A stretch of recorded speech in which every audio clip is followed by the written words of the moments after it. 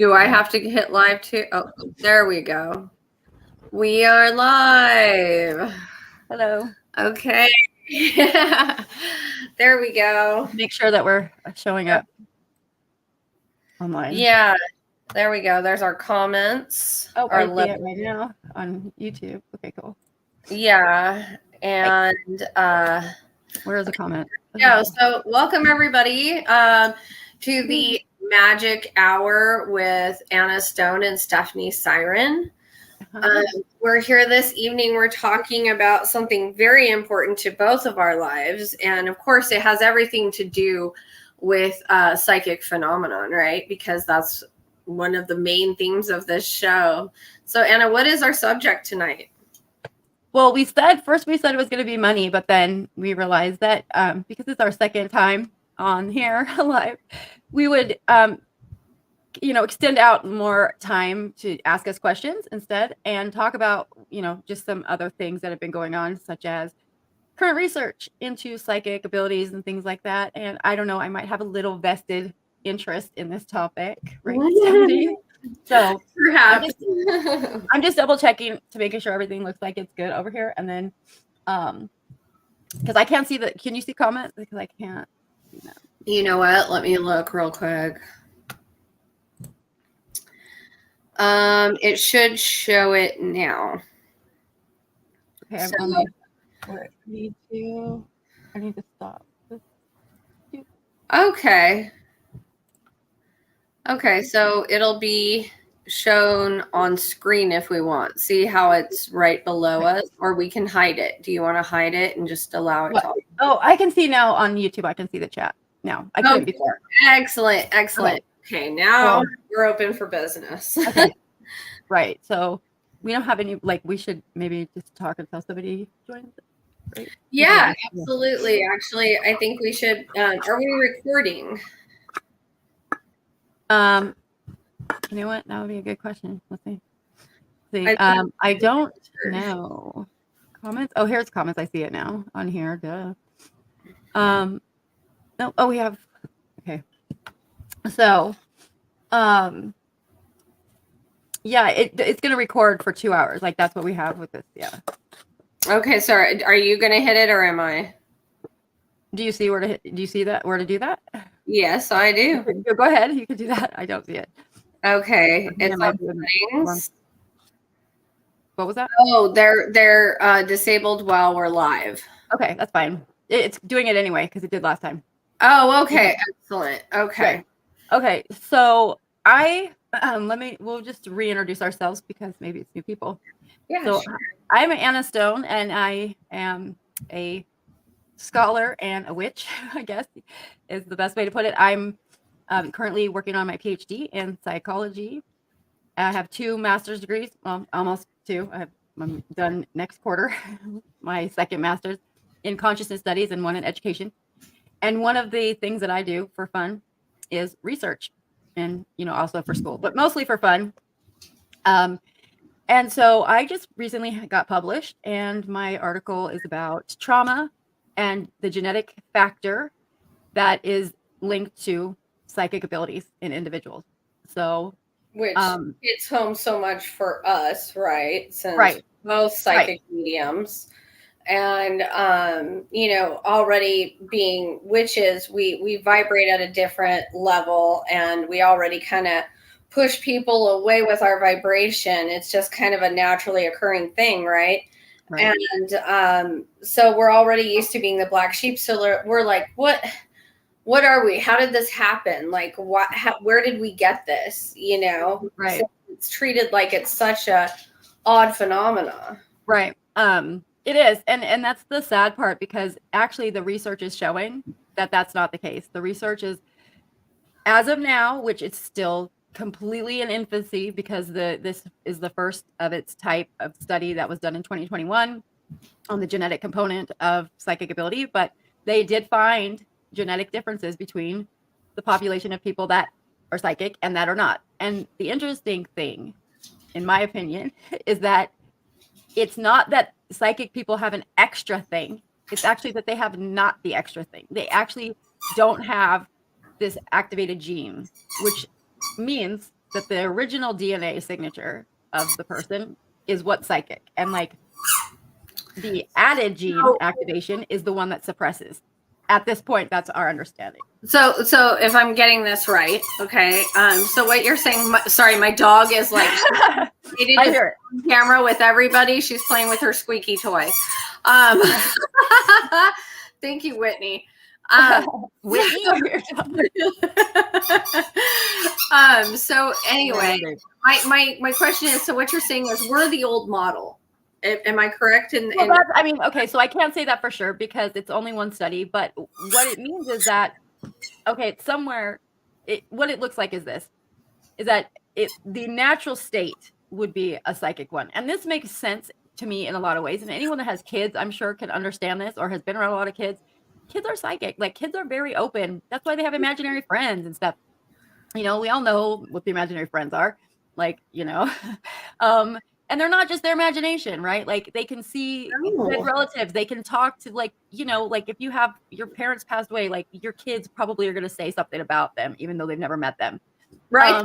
Fresh from the other side of the veil. So they still have some of that feeling and spark. And right. I mean, so yeah. So like, and this makes sense because in our former, iteration of hunter-gatherers, we didn't have language for a period of time, right? So we didn't have an ability to even communicate with one another.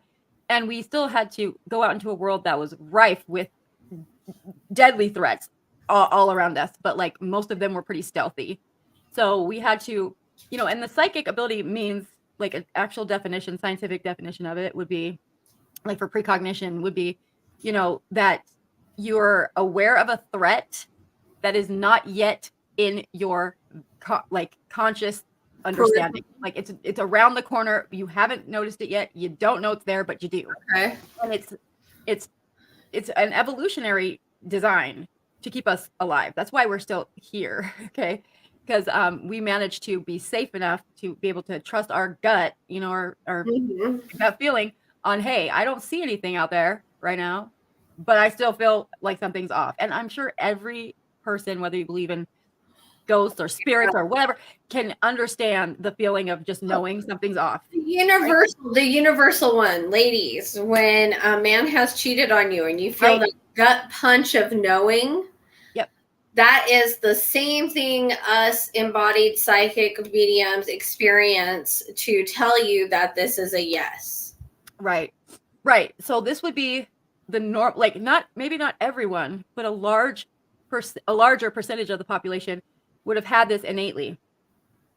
But over time, thanks to language and to commerce and agriculture and things like this, we didn't have to be so on our own like this. Like, we didn't have to rely solely on our senses to protect us. So, and then over time, especially introduced the church, okay, and how they were, literally executing people for any kind of perceived blasphemy or, being a heretic in any way, shape, or form, which was at their, totally, like, they had no, anything could go. Anything was game. Like, if they didn't like the way you looked at them, they would say, oh, you're a witch or whatever. They started killing people for that, murdering them in horrible ways. And so parents over time, this is what we're thinking, is that over time they started to see these traits in their kids and were like, no.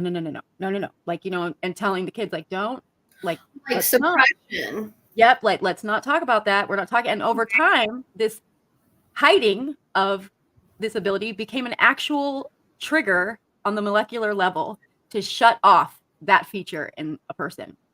And this happens during early childhood, early to late, like, before they're in their tweens. Okay. So like 9 or 10, it would be the latest, I would assume. So at that point, this is also, if you know anything about child psychology, this is also when, trauma, if experienced in childhood, has major impacts on a kid growing up, like, for their lifetime. So the interesting part about this study was that out of the people that were psychic and the people that were not all had this gene activation on chromosome 7. They all had this activated gene, and the psychic people did not have the gene activation.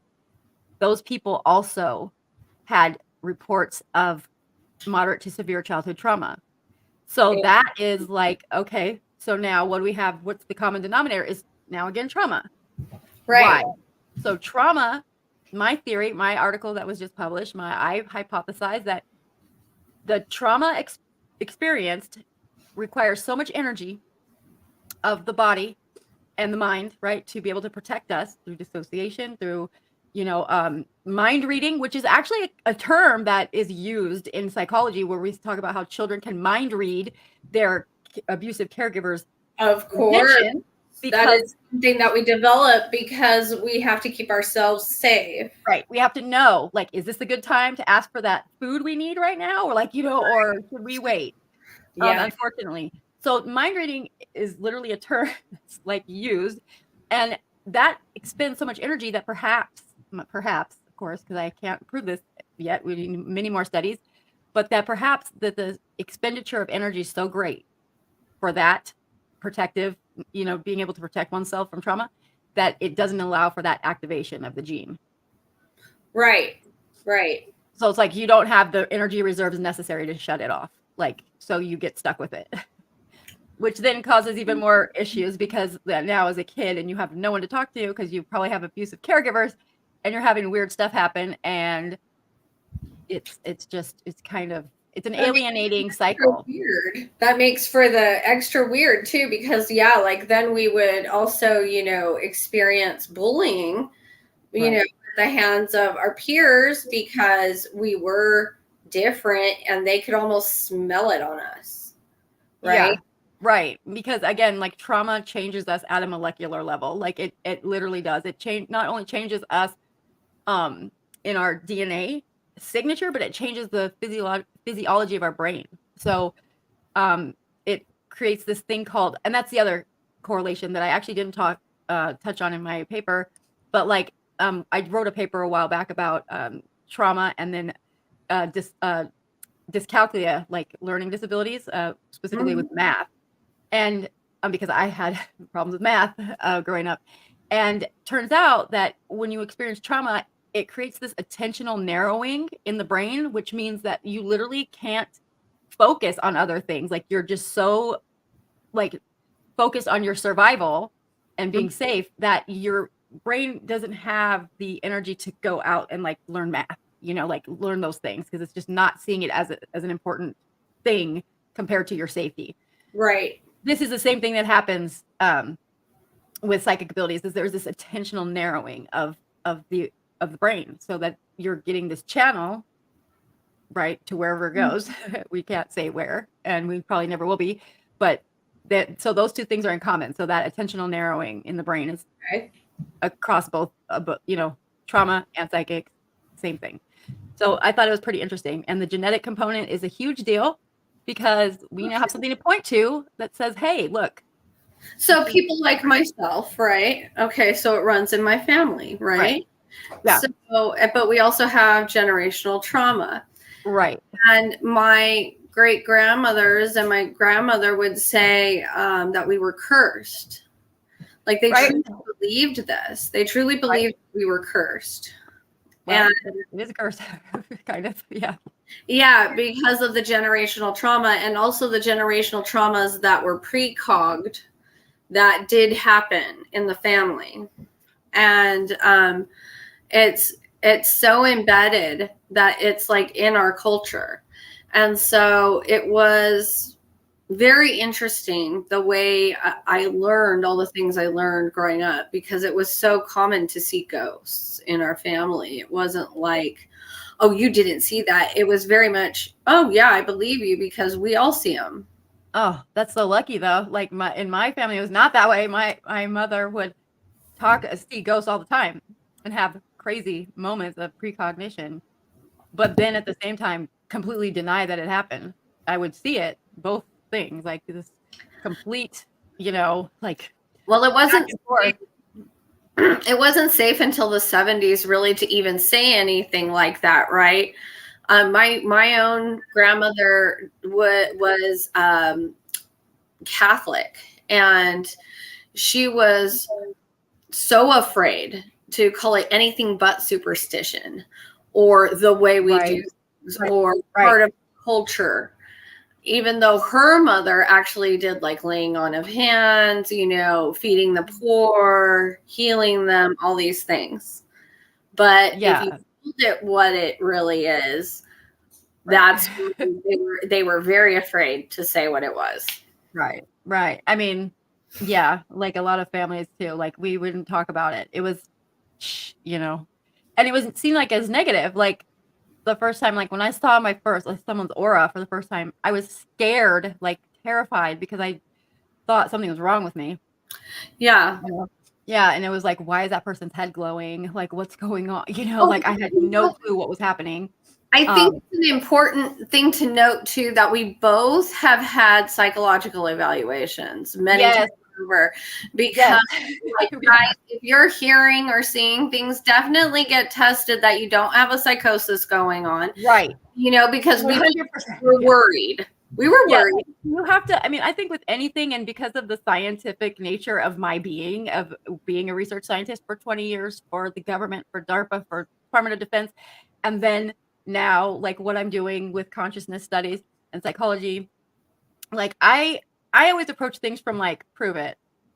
Like I'm not like, I can't stand it, I'll be honest, when people are like, oh my God, is this a sign? And every little thing is like attributed to some supernatural, like, no, okay, stop, like, okay. Not just that, I'm gonna say yes, that, and just because everything is a sign doesn't mean you have to hyper focus on it.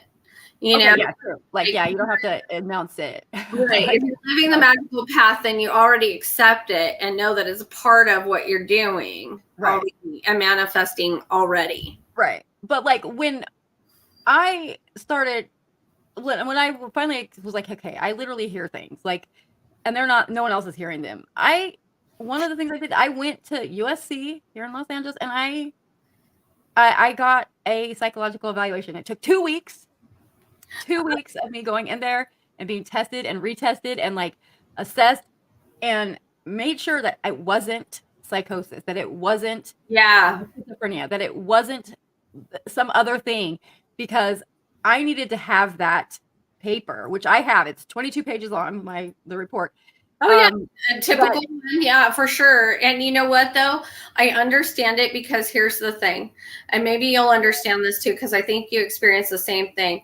It runs in your family, right? However, you're stronger than the ones before, and you have multiple talents. Right. Well, they had mental, like some of the people in my family were actually mentally ill. Like, but see, that's unfortunately in the shamanistically marked like families, right? The ones that have this thing going on. Right.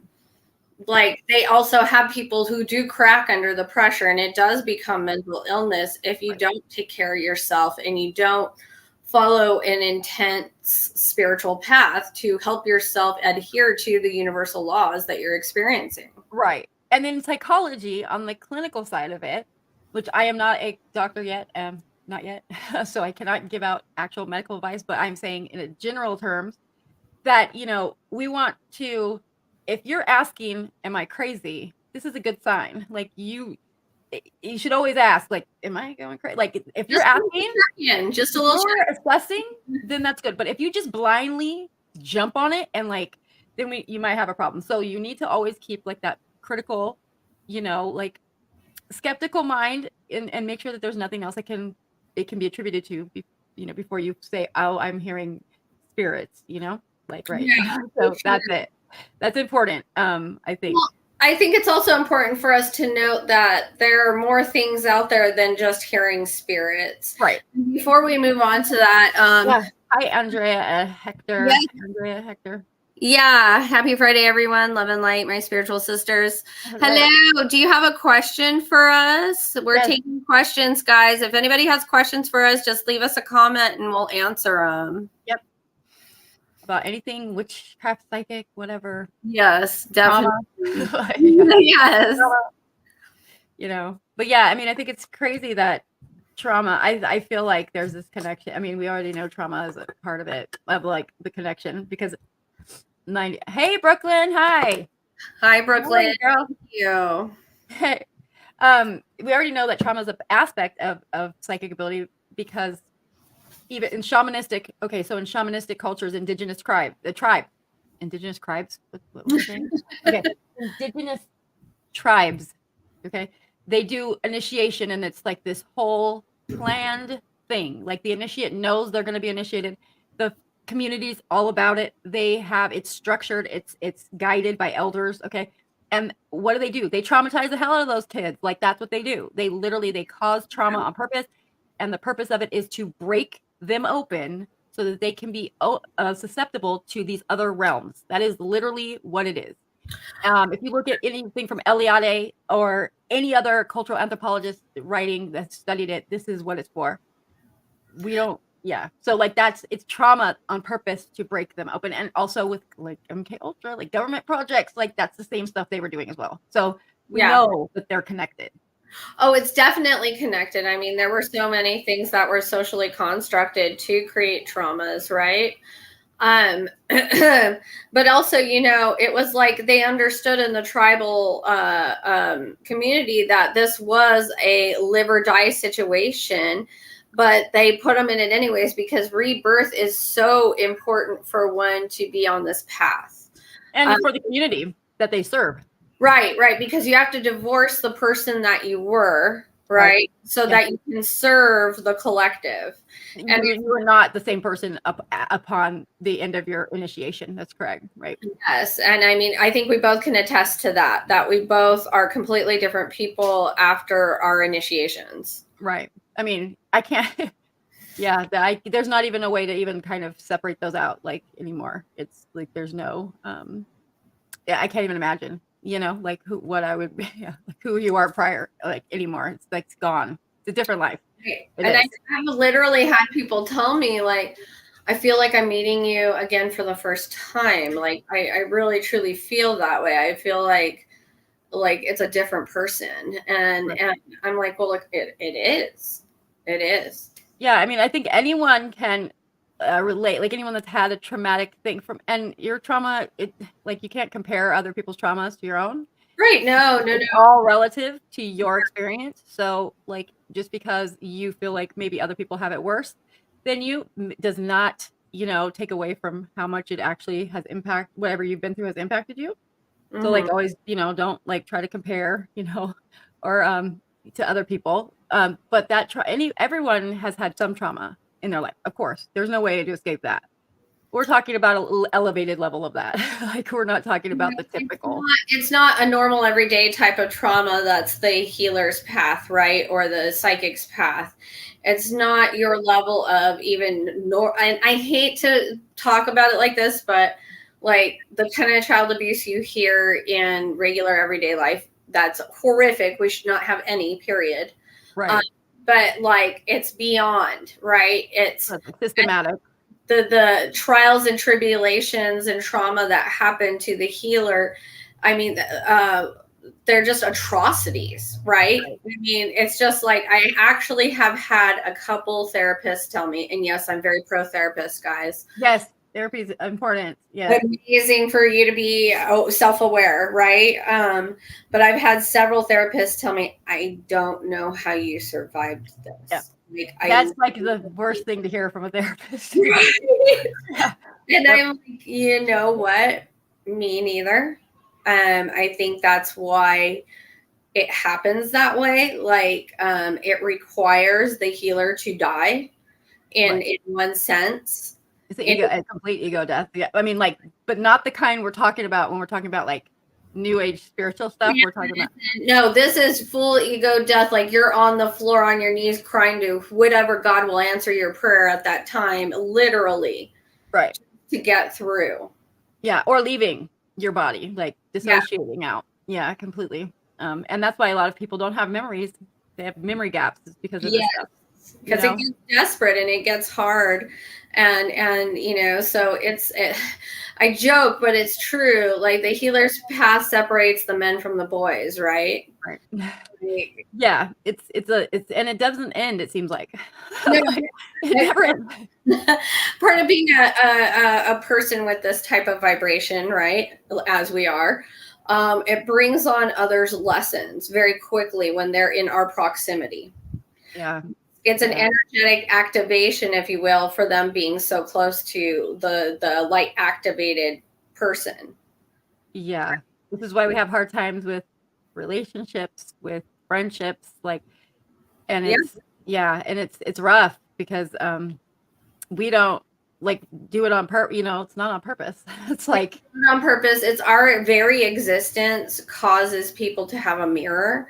And so they either demonize it or they learn from it. And wherever they are in their self-actualization is really going to show up at that point. Yeah. And unfortunately, the majority of people are not far enough along in their spiritual path, the journey, whatever you call it, to take it as a learning opportunity. Instead, they look at it as like, you're a bitch, you're evil, like you're less than that. And it's, and we're the bad guy a lot of the time, that ends up being that way. I mean, not really, but I think that's why like there's hedge witches, right? Like people like ourselves who go liminal and like we isolate somewhat because like we're so we vibe with everybody, right? We feel everybody and all these things like, and it's draining. So like you isolate. Right. Need time alone. Yeah, definitely. And that's the other thing too, is like being psychic is not always fun. Okay. No. Like I have had readings where I see horrible shit, like stuff I don't want to see at all, like stuff that is beyond like anything that I would even come up with in my own imagination. And it's like, and I see it from the perspective of the person that experienced it. So it's like I'm experiencing it and it sucks. And like that happened recently with somebody that had been abused as a child, and I saw it and I was like, I almost threw up. Like, and it was not, I felt like so drained afterwards, and it was kind of out of nowhere. It came out of nowhere in this reading and just hit me like a movie playing in my head. And I was like, yeah, and then to have them confirm that what I was seeing was actually something they experienced was like horrible, because, oh my God, now I'm looking at this person like, oh God, honey, like I seen what you've been through, like first, like I was like, can you not show me that shit? Like, like, can we not?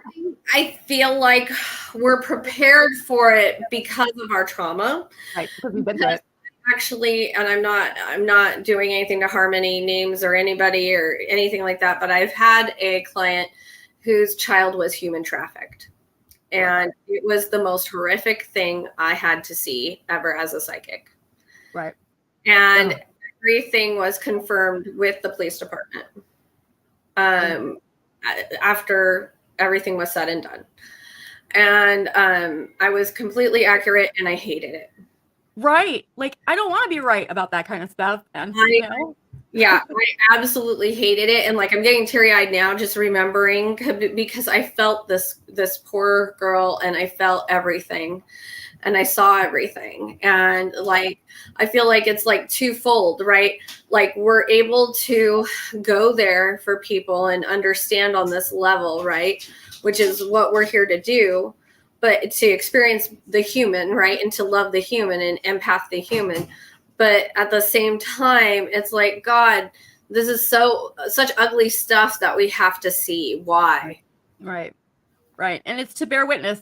Hi, Amber. Yes, we are doing readings. Anna, do we have a PayPal connected? Well, we have so we're going to do like one card, like free, right? And then at the end, we do the mini readings, like a more in-depth one for a donation, but we can do like a short one card or one card pool rather for you, Amber. No problem. What's your question? And if you have any questions about this, witchcraft stuff or occult stuff or esoteric, whatever, feel free, psychics, feel free to ask. But self-care, guys, is really important.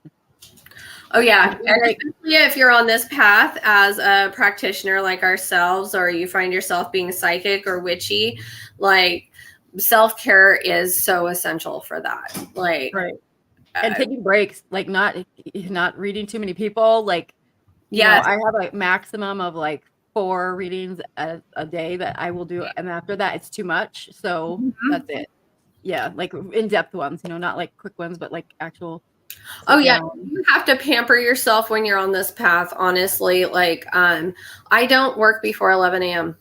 I refuse. because it takes that long in the morning for me to do my self-care rituals in order to get to the point where I'm ready to see people. Right. Yeah. I mean, yeah, like yes, I definitely Amber I says will do that. like, okay, but what's your question? Yeah, what's your question, Amber? Let me get some tarot cards. What deck am I gonna use? What deck are you using, Stephanie? I am using Alice in Wonderland today. Okay. Because I'm feeling whimsical since it's springtime. I'll use mushrooms then. I'll use my new mushroom deck. And I'm old school with my shuffling. I don't do the TikTok people shuffling. I do just old school because I learned in the 1990s how to read tarot. Me too. I think it was 1991 when I learned to read tarot. Yep. Yeah, it was. I was 12. Yep. Yeah. 1990. 1990. Yep. Oh yeah, it got too much for me, and I started to attract bad things. I was like, nope, I'm out studying counseling now. Oh, Allison, you know what? Yeah. If you're doing intuitive counseling, that's what people need, right? Yes. So, like and Amber says, what do I need to know right now? Okay, Amber, so I'm going to pull a card for you. I just saw Brooklyn's comment. Yeah, it's too much. It can be too much. Oh, it can be. It's not conducive to family life, that's for sure. Okay, so Amber, you got the world reversed, and I do reversals.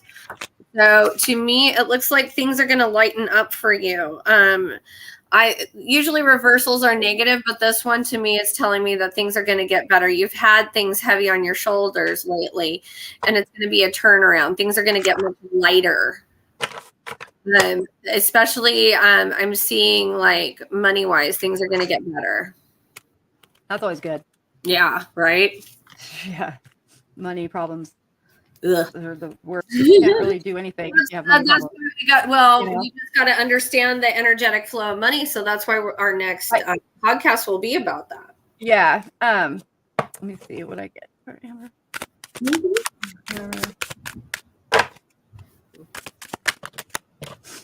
No, penny card. Okay. Yeah. Yeah, also got the same. It's 3 of Pentacles. So like, yeah, things just starting to like look up and being more stable. Not quite though as much as you hope, but getting there. Definitely the right direction. Lighter. Yeah. Yeah. Not as heavy. Yeah, on your way to the stable 4 of Wands. On the way. Like, so this is good. Like, this is, you're working towards it to have that foundation, that stability that you're wanting or looking for. And it looks like you're on the right path to get it. So that's good. Do what you're doing. Keep doing what you're doing. Right now it's working. And like counseling. Oh, okay. So Brooklyn, you're doing counseling now. That's awesome. I don't know how it works over in Australia, but you know, that's a lot of work to do to be a counselor.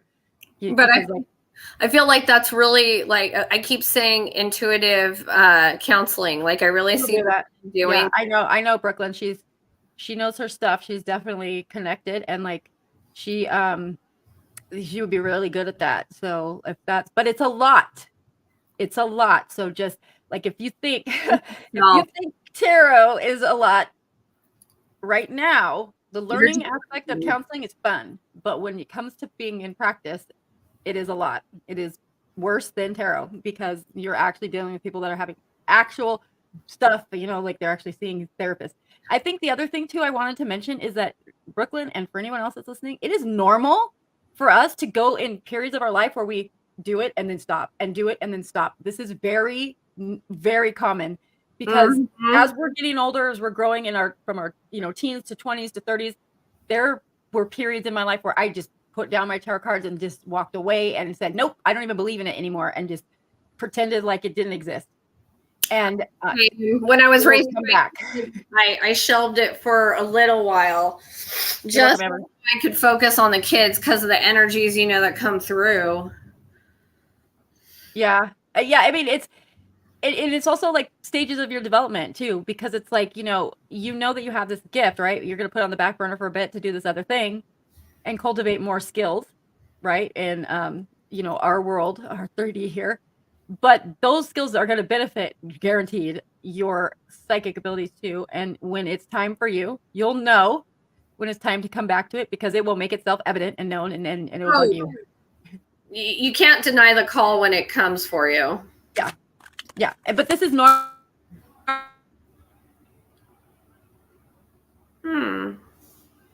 I just had a disruption.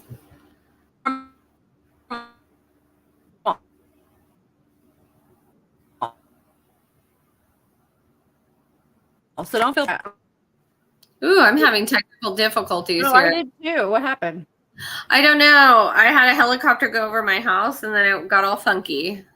Weird. Okay, sorry about that, guys. I have no idea. Like, we just glitched. Well, we do glitch though a lot. I mean, we mess with tech a lot, right? Like, right. Yeah. Do you guys have that problem? Anyone? Yeah. Hi, hello. Is that Chaylee or?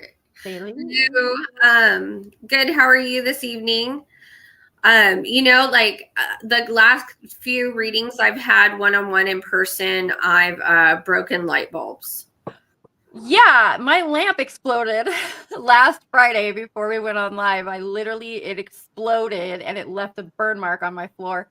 Yeah, that's weird. That was interesting that happened. It happens all the time. I've had clients who had trees fall in their backyard during readings. If like there's a high energy, like they're asking me about like maybe if they're going to get a divorce or like some major life decisions, you know, the energy will be so high that it'll move something in their life physically. Right. Yeah, and that can be kind of scary when you see that. Like it can be a little bit concerning. And I think that's why I'm an energy healer, is because like it needs to go somewhere. So right. And that's the thing, we have to take care of our, like, so when you have a troublesome or like upsetting client, right? What do you do after? Like, what is your go-to routine? How do we clear our energy, I guess would be, you know. Oh, that's a great question. Actually, I do an ecstatic dance because dance was my go-to as a kid. Yeah. And so I do ecstatic dance in my living room, and I have to like shake it out because sometimes like the energy is so heavy, I'll cry for them. Right. Yeah. Yeah, crying stuff during a reading is not fun. Shaylee, okay. Sorry, Shaylee. Glad that you cleared that up because I wouldn't have known. I don't see it. What does it say? I don't see her. Thank you. And energy is everything. Dance is therapy. I agree. Like, and you know, the thing is with energy is we always need to move our bodies as much as possible because it's a proven thing that expels the stagnant energy. Right. Because when energy sits inside you, it rots. And when it rots, it looks like different illnesses. Okay. I'm not saying there's no such thing as illness. I'm just saying it just sits in you as different illnesses if you're not moving it out. Right. Yeah, this is like those mystery illnesses, right? Like the fibromyalgia types, the lupus types, like those things that nobody can understand diagnose or whatever. Right, yeah. But they're all linked to trauma. They're all linked to trauma, and you can look up the research for it from the Mayo Clinic, from Johns Hopkins. Like, it's there. The research is there. And it's proven that chronic illness is linked to childhood trauma. Oh, yeah. Yeah, absolutely. I mean, this is my area of expertise. Like, this is a thing. Like, and it's so sad because so many, especially women, and this sucks for us, but like we are, you know, that I don't know if you guys know this, but this is some BS. Okay, like as a female, if you go into the hospital for chest pain, okay, you are 12 times more likely to be diagnosed with a mental illness and to be denied given any care or any kind of pain relief than if a male went with the exact same complaints. They like literally expect us to just take it. Okay. Also, our period cramps are the same level of pain as a fucking heart attack. I knew it. Did you know that? Because I didn't until this study came out, and I was like, wait, what? Like, so women's menstrual cramps are at the same pain level threshold as a heart attack. Yeah. Yeah. Fucking yeah. what do we got to do? We got to go to work, right? Take care of the kids. Go to work, take care of the kids, take care of everybody, do the whole damn thing. But let me tell you something. I actually learned this in one of my traditional art studies classes, because I'm an artist too. And I learned that Sri Lankan women actually, like after they give birth or even when they're having their period, that in the tribal communities, the other women take care of them. Yeah. It's like 3 months at least she's not getting up and she's only in bed with baby. Right. And then like after that, like the first year, it's still very hands-on. And like that was so beautiful to me. And I was thinking about that. I was like, wow, like why don't we have that in our modern day society? Like I always ask that, like as a single mom, like where is my community? You know?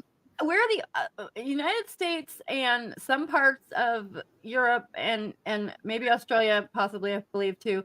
I guess Brooklyn can let us know.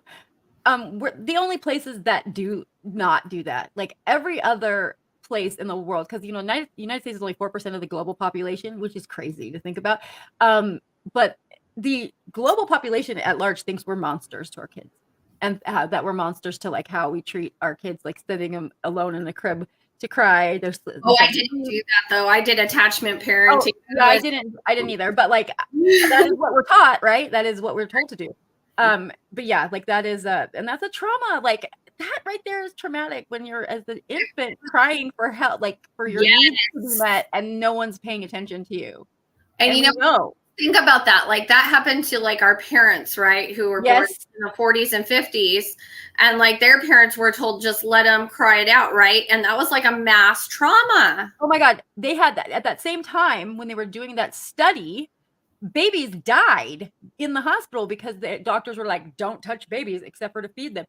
And just the lack of physical contact alone caused death. So like the whole thing about needing love and needing to be surrounded by affection and things like that is actually like a biological need for survival.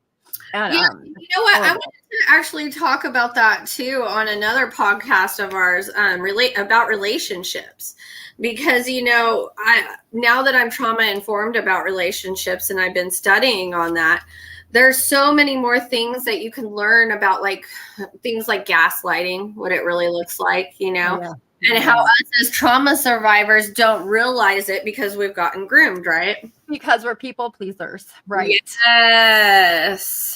Yes.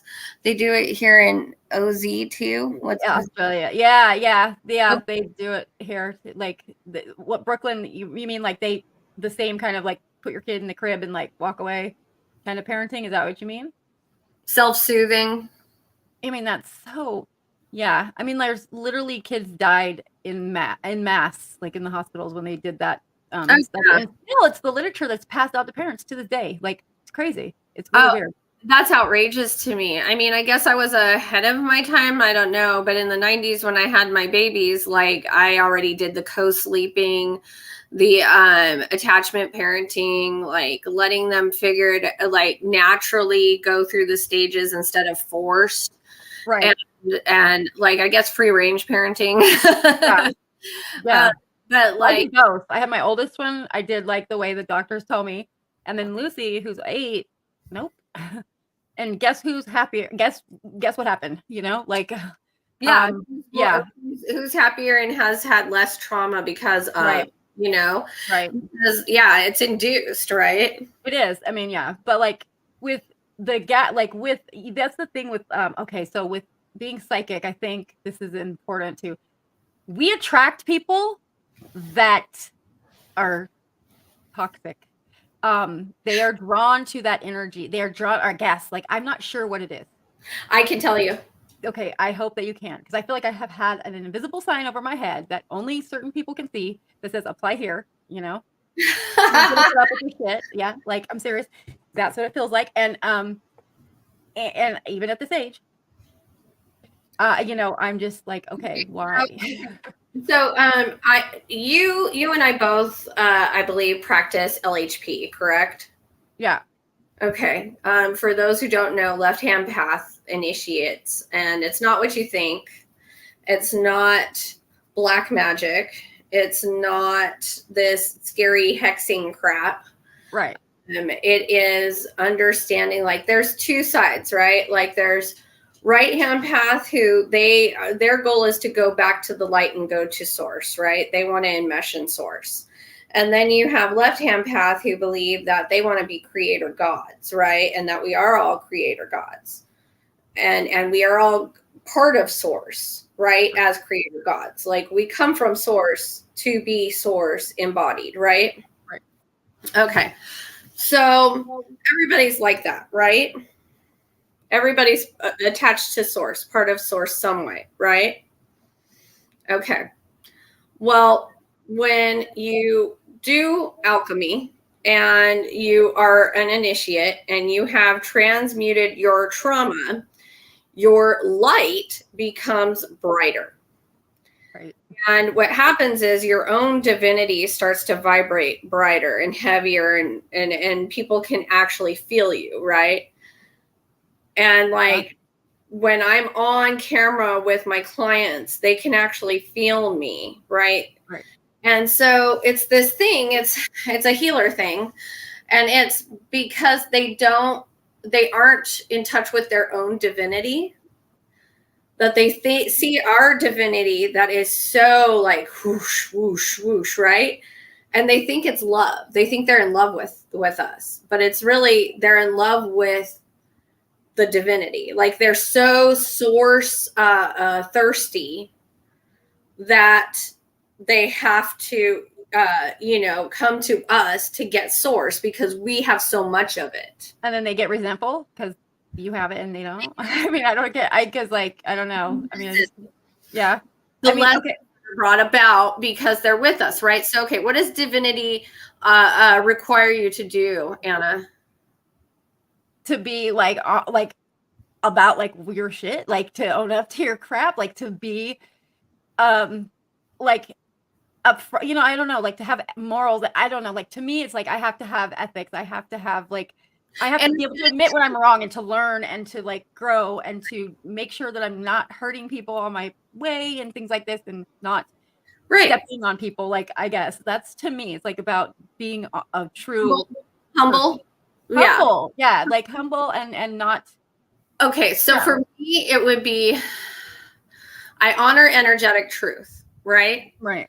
It's nothing personal, it's just truth. Okay. Right. I align myself with universal truth consistently. So if I honor that and I'm embracing the energetics, right? And I'm writing the energetics because I understand them, right? Whoever partners up with me, whoever decides to go on this journey, has to magnify their light to be equal with mine, or it's going to chew them up and spit them out. Right. Yeah. Yeah. Yeah. So basically we're going to be alone forever. Like, you know what? I have a cat. I don't know. I'm going to be candid about it. I have a partner who is currently going through those lessons right now. Yeah.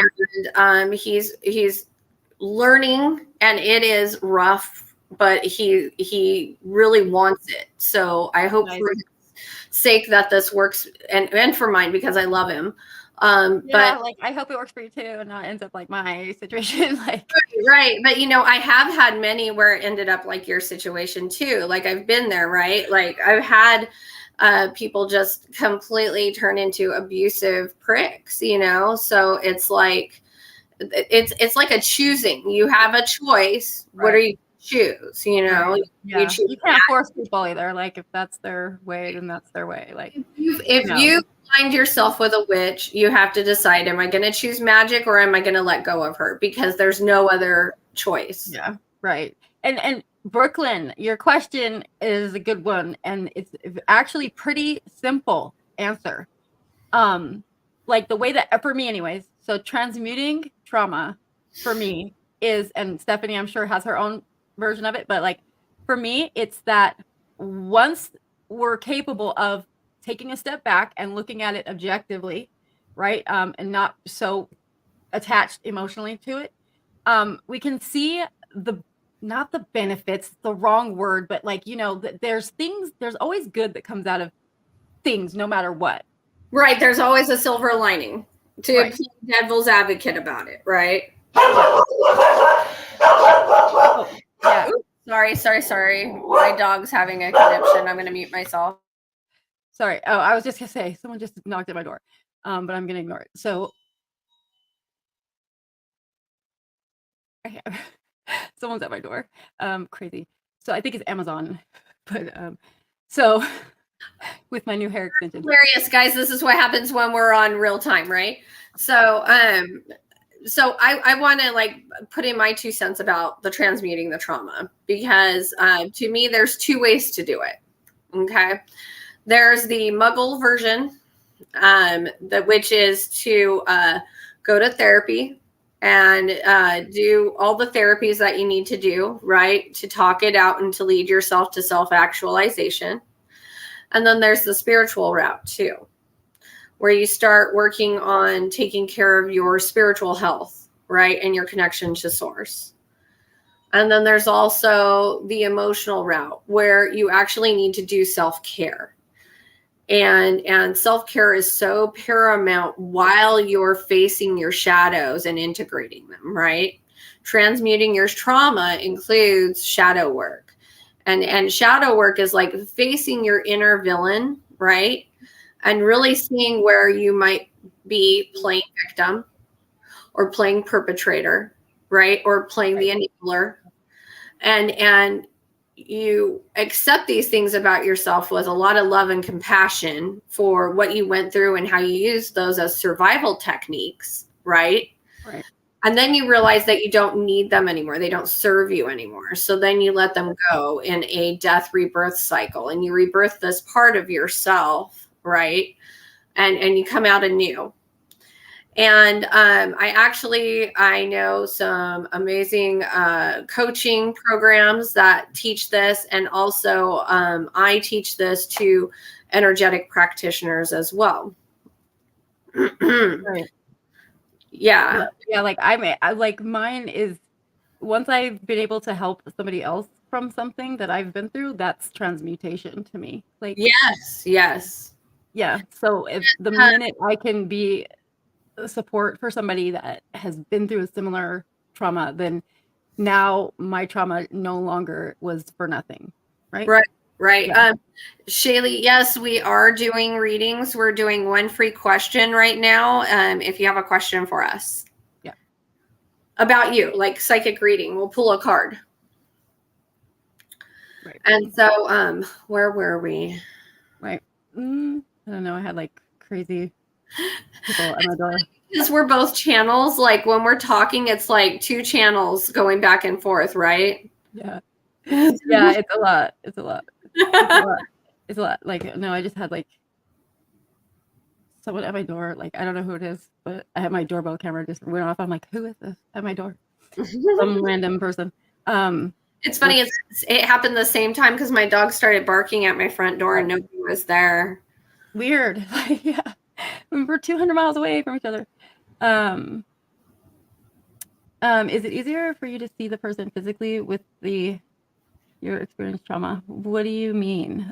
Brooklyn, can you just kind of, I'm not sure exactly what you mean.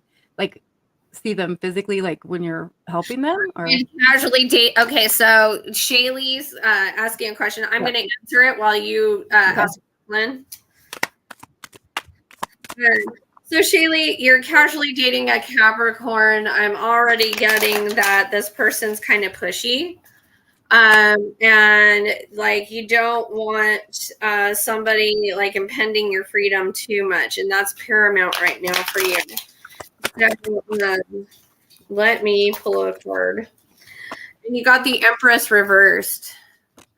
So yeah, I'm really feeling like this is something where they're pushing they're like pushing down your energy and like being more center stage than you're used to. And this isn't going to be a good alignment for you. Like this, you guys are going to have a lot of push and pull. Anna? Yeah, am I stuck? Okay. Right. Sorry about that. I got like Page of Swords energy on that one. Like, so a little bit. Yeah, like exactly what you're just saying. Just kind of more selfish energy coming from that person. Yeah, Like immature. mm-hmm. Yes, I don't know if that's the best choice. And then I got the devil. Yeah, well, of course, because it's cap energy, right? Right. Yeah. Right. Yeah, and Brooklyn, no, I have not been in person with any of these people that I counseled at all. It's almost always been remotely, like online, actually. Yeah, we yeah, do counseling, right? We both do. Right. Like it's online. Like, yeah, so it's okay. It's like it doesn't matter. In fact, I think it's kind of preferable because I feel like God, if it's so strong that way, I can't imagine like being in the room with somebody. Like that would be a lot. I agree. Like, and actually, I find it quite interesting that it's like easier to do my healings for people online, doing quantum healing, hypnosis therapies, a lot more than even in person. I mean, I can do in person, but when people see me in person, it's like seeing a medicine woman. So, like, they purge and they sweat just being in my presence. So, right, like that's yeah, like it's like because then your auras you're gonna have that mixing of energy that you don't get from online. I don't know. For me, it's like it would be a lot. It would be hard for me to keep my composure as much, I guess, maybe. Right. I love blind readings. Like I love when I don't know the person because it feels so much more pure energy, because I feel like I can read more accurately because it's not like clouded by anything I know about them. Right. There's no bias, like preconceived notions or whatever. Yeah. Yeah. Okay. So it's 8:00 already. Wow. That was fast. Woo-hoo! Our hour went by fast. Yeah. Right. So we'll be here every Friday, guys. So at this time. So we hope that you will come back next week. It's going to be about money, right? We're doing money magic. Yes, we're going to be talking about money magic and money energetics, and I'll even be sharing a money candle magic spell that I have used many times, and what my money jar looks like, because I make money honey jars and they work. Oh yeah, and I have mine on my altar too. I can share that. Yeah. So all right. Yeah. So we're gonna dip out now because it's 8:00. But you guys, thanks so much for coming and being here. Thanks, Brooklyn. Like, hey, nice to see you, girl. And Shaylee and Amber. Thank you guys. And Andrea, everybody, I appreciate it very much. So yeah. Up and asking some great questions, and we'll be here every Friday at 7 p.m. Pacific Standard Time. So please join us every Friday. We will also be doing Thursdays with the magical hour as well. We just don't know what time yet. We'll announce those as we go on our socials. And yeah, it'll be different, right? Is that going to be different? We're going to have like a different topic on the Thursday show, right? Or not? Do you know? Yeah, well, maybe we'll do the money energetic that day, Thursday, maybe, huh? And then Friday we'll do something else. You guys, it's always fun with us. Yeah, and also please feel free to suggest any topics because, that helps too. So absolutely, we would love to answer your questions, talk about topics that you guys would like to hear about. In the meantime, go subscribe to our socials so that you get updated, so you know exactly when we're coming on. Yeah. All right. Thanks, guys. All right. Thanks, everyone. See you soon.